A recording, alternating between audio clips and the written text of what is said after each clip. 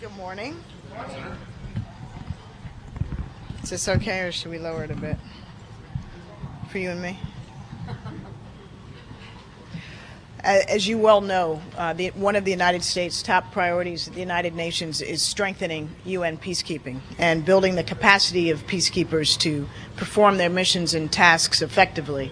So we're particularly pleased with today's session, which we think has produced a worthy presidential statement that commits all of us to more thorough and timely consultation with troop and police contributing countries as we review and renew and establish mandates.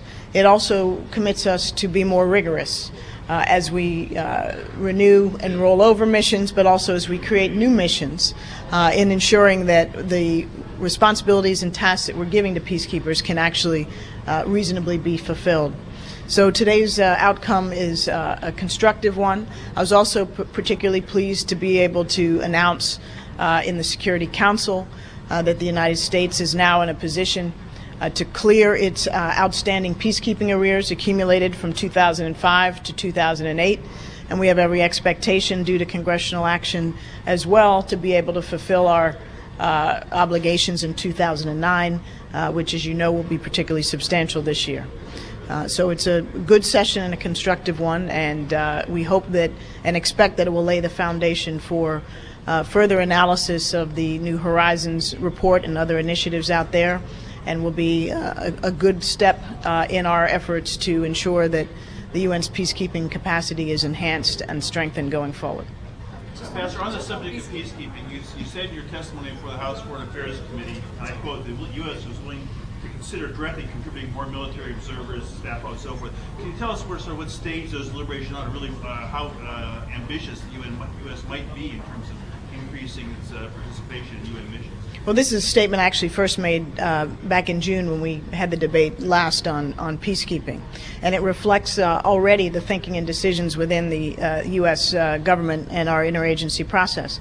But obviously, the specific decisions that we take with respect to any missions will be in response to requests from the United Nations. So we will review requests for those sorts of capacities that I described as they come in, and we will make case-by-case decisions about the nature and level of our contribution. Yes, so we want peacekeeping. Yes, the next mandate, I think, would be UNIFIL. Do you expect any changes in that mandate, any discussion of anything new in line with what had happened in Southern America recently? Obviously, UNIFIL will be one that, like every other one, we will look at carefully and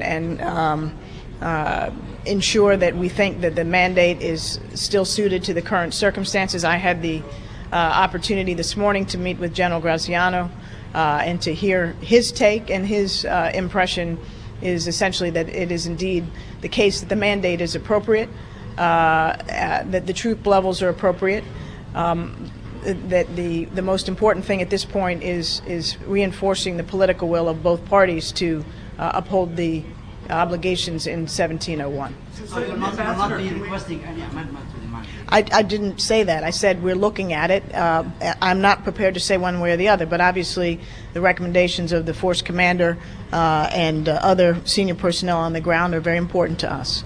And I don't want you to take the wrong impression that we are proposing to change the mandate. I'm just simply saying that, as with all these peacekeeping operations, we will review them. Ambassador, President Obama is coming. Are you just a question of clarification? Yeah, clarification only. So you're saying that the commander, the post commander, recommended to you that the mandate remains as is, and nothing changes. Is that what you're saying? What I said was that I understood from General Graziano that he believes that the mandate as currently crafted remains appropriate, and that he feels he has the troops to fulfill that mandate. Okay. President Obama is coming in September. We saw your statement yesterday. What are you hoping will come out of this? Will there be a resolution, maybe a presidential statement?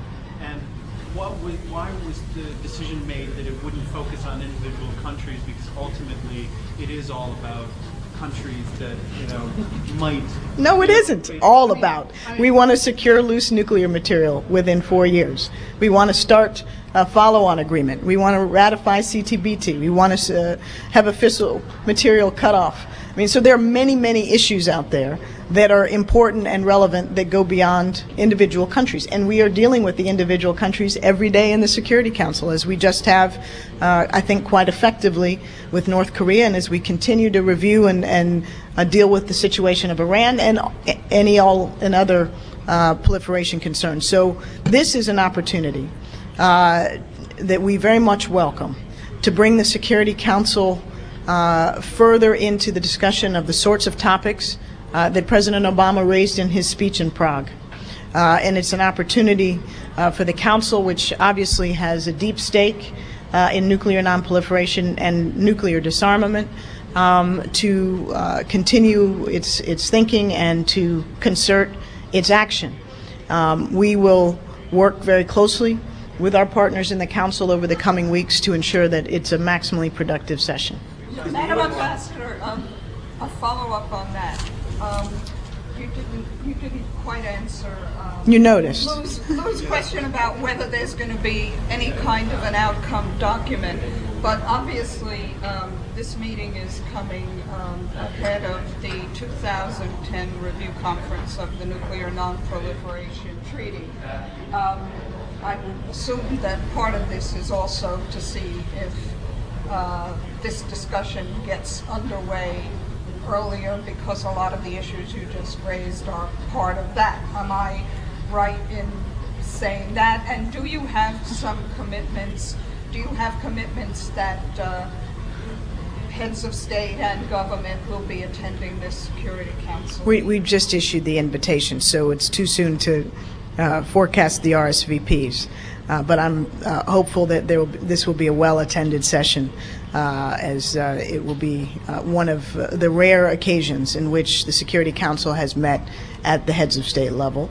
It is a topic this Council has been focused on and seized with, and which I think all of our colleagues agree merits the highest level attention.